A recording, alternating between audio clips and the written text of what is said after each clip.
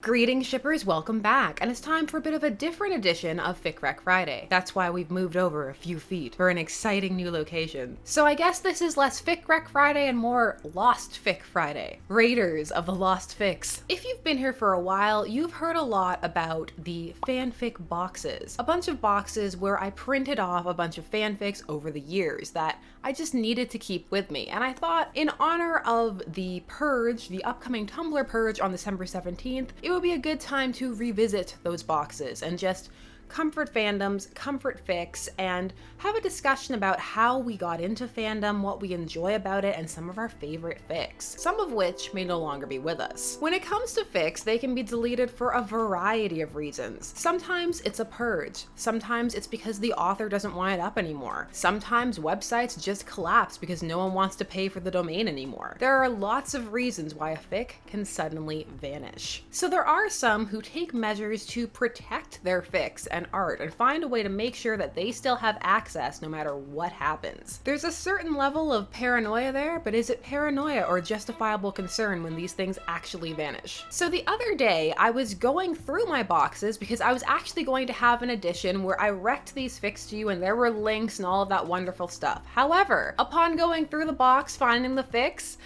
I realized that a lot of them are just gone. They're lost to time. The links are no longer on the internet. And also that I had an atrocious filing system. Atrocious. Which almost guarantees that some of these are lost forever. Maybe you'll find some. Maybe you'll do better than me. But I thought it would be fun to share these boxes. Not all of them, because there's a lot of fics in here. Some. Highlights.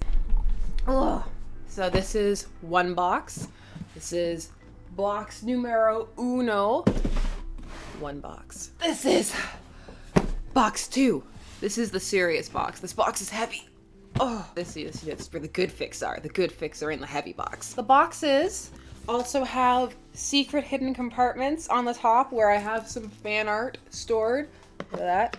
Oh, prime teenage me printing out fan art, cause yeah. So, inside the boxes, they're all subdivided by fandom because that's as much organization as you're gonna get in here, but they are all organized via what fandom they are a part of, and there are still gaps for more fandoms. And you know what, with how things are going, there might be more printed material joining this box pretty soon, just saying. If you are a person who has ever printed out anything, please let me know what and why down below. So before I get into some of these classic fics that cannot be found anywhere in some cases except for this box, there are other people's secret boxes, let me share why this box exists. This box is not foresight. There wasn't some amazing planning where I knew that fics were going to be deleted and so I had my finger on the pulse and my eye on the ball and I printed them out before it. No, it was none of that. It was just the fact that we had one computer. For a while there was dial-up internet, and even after there wasn't, there were siblings and parents who also needed to use the computer, which meant that I couldn't always get on to read the fics that I wanted, so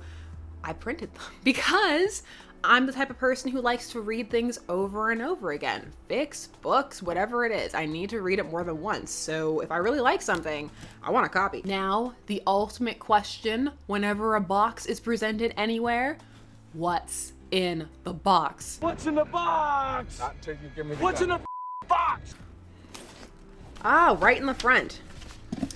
It must also be noted that I didn't write the authors' names down. So, rationale. Let's go back in time to teenage SG's rationale for that. At the time, some of these archives were independent, and instead of being organized by pairing necessarily, they might be organized by author. So sometimes I would just write down the name and the pairing and not even think about it, because when you're 15 or 16, you don't always think about stuff that you think about even a couple of years later, where you're like, huh, you know, that would have been smart. Actually, let's not pretend. 14. It's 14. So this fic, you've probably heard me mention it before. I'm showing it to you. Like, look, it's beautiful. It's stapled. This fine edition with this beautiful printer paper can be yours for the low, low price of no, because it's mine. This is Best Forgotten. It is a Gilderoy Lockhart and Severus Snape pairing fic. Now this pairing, it's always been a little rare, but it had its time. It had its own archives, it had manifestos explaining it, there were people who were into it. Sadly,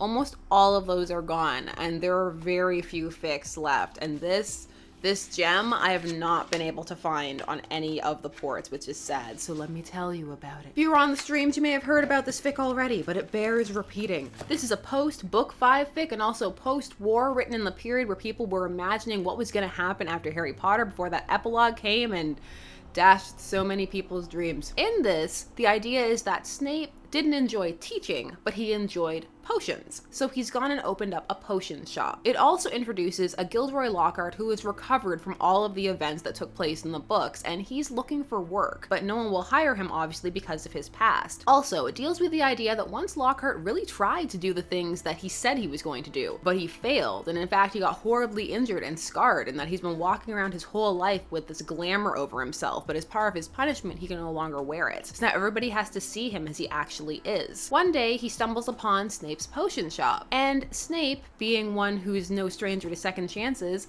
gives him one and allows him to work there. It's this dark, slow burn, admittedly eventually smutty fic, and it's fantastic. It makes a real case for this pairing and also for Lockhart as a character, because he really does not get much development, because if you've read some J.K. Rowling interviews, of which I've read many, she admitted that Lockhart was based off of a person that she hated, and that's why his fate was so horrible. So, the more you know.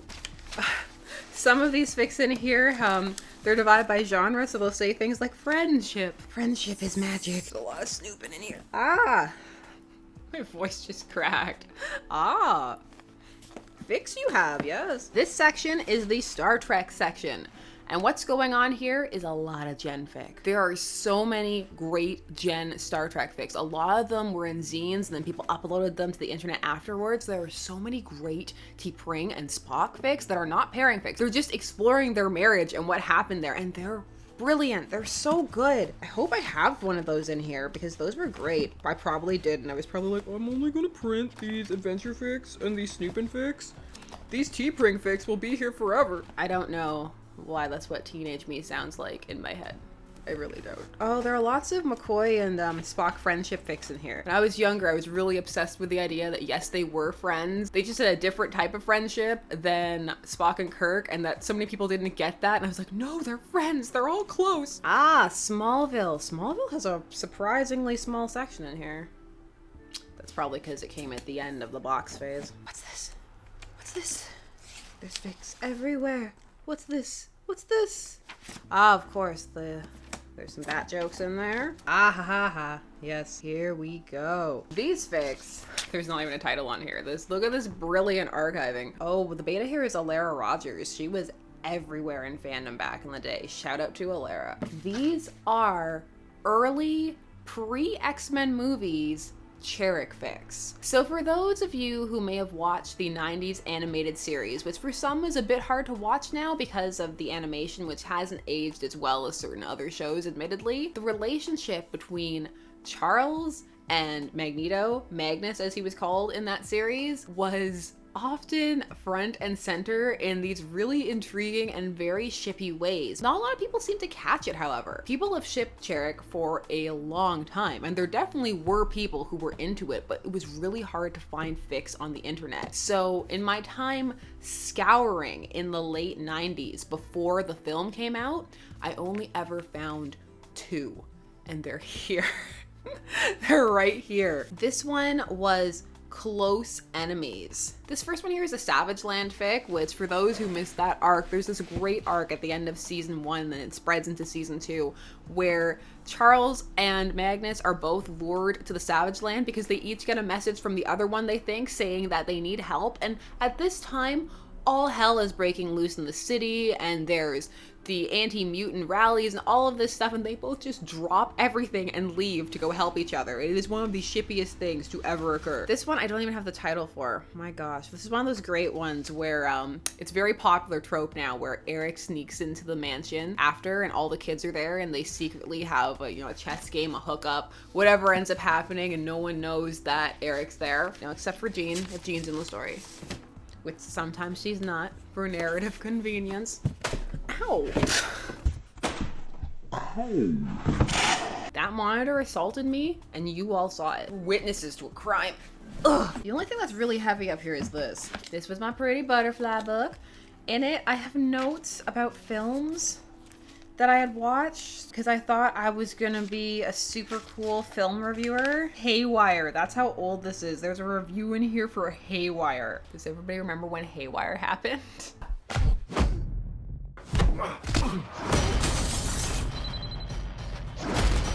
Oh? Is the divorce final? Paul, you there? Mallory.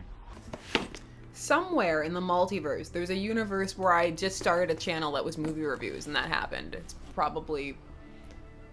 Wonder what that universe is like. Maybe it's the darkest timeline. In here, also, there's a lot of Norse mythology that I just did not have a place to put. That's why I was so annoyed when I made that one error in my Thorkey vid, where I was just like, ugh, I know this. You had one job. Okay. This is the one section of fics that were printed with foresight, knowing that they could potentially vanish. Ultimately, they're still up and going strong, and actually a lot of these archives still exist.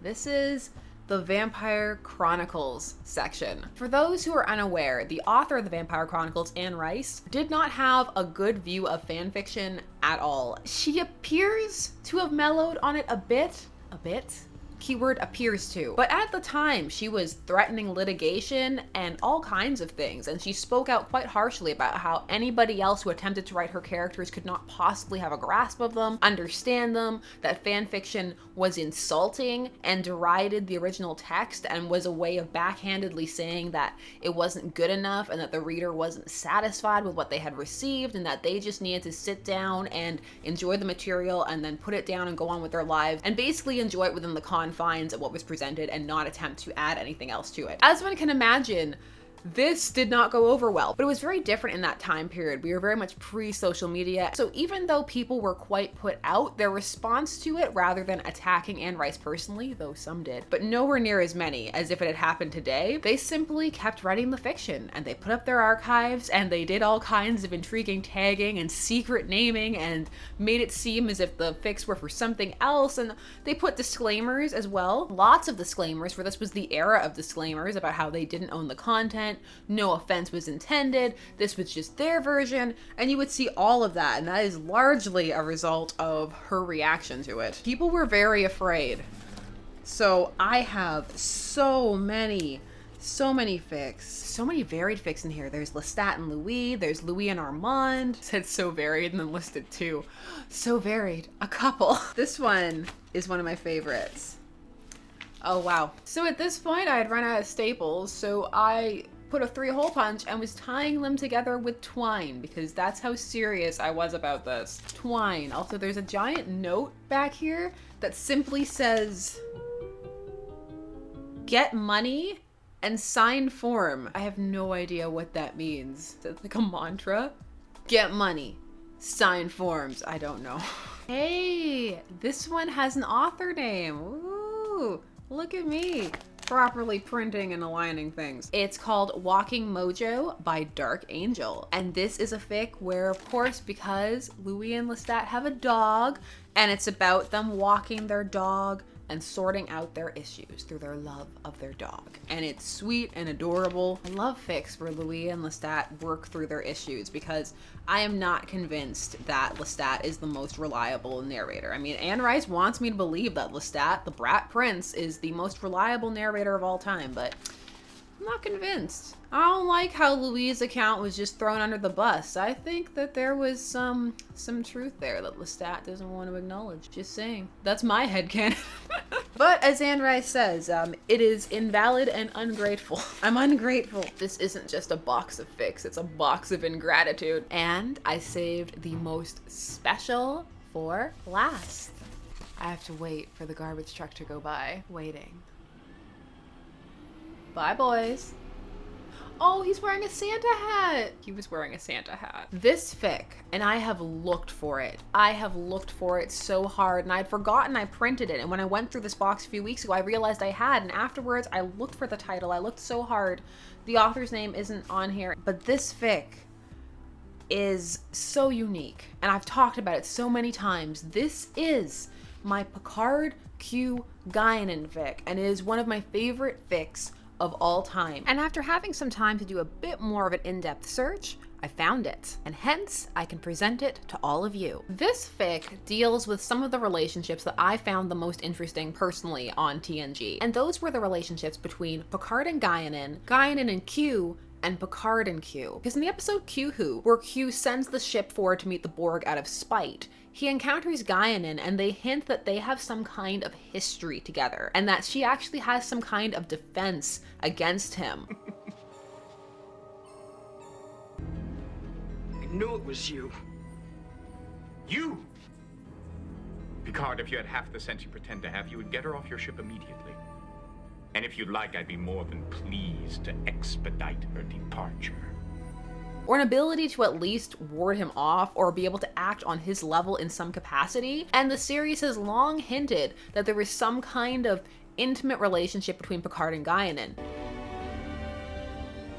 I'll see you in 500 years, Picard. And I'll see you in a few minutes. Maybe not romantic, but it was very clear that there was something very strong and close between them that wasn't exactly explored. There was a tie-in novel that dealt with the relationship between Guinan and Q, and that was very interesting, and I enjoyed it a lot. However, I read that after I read this fic, which is the idea that we're on the Enterprise E now, and in search of comfort, Picard falls back into an old routine, which is apparently that occasionally him and Guinan will become intimate, and it's described very lovingly and is something that they do to relieve stress and share their connection and deepen their bond. This is a smut fic, but a smut fic with some very deep, dark feelings, because in the midst of their coupling, and it's a coupling that has been a long time coming and something that is still very new to them, a new presence makes itself known, and that is Q manifesting through Guinan to, in a sense, sleep with Picard. It's a very dark, fascinating fic, especially when midway through Picard finds out. It deals with Guinan allowing this to happen because she wants to hurt Q by showing Q how close she can be with Picard in a way that he never can. In fact, in ways it deals more with Guinan's and Q's relationship, where the two share an exchange that Picard is not privy to that's just very interesting and deals with these creatures who have a much longer lifespan and history than the humans of the series ever will, and how that twists their feelings and their interactions. This fic is just so good.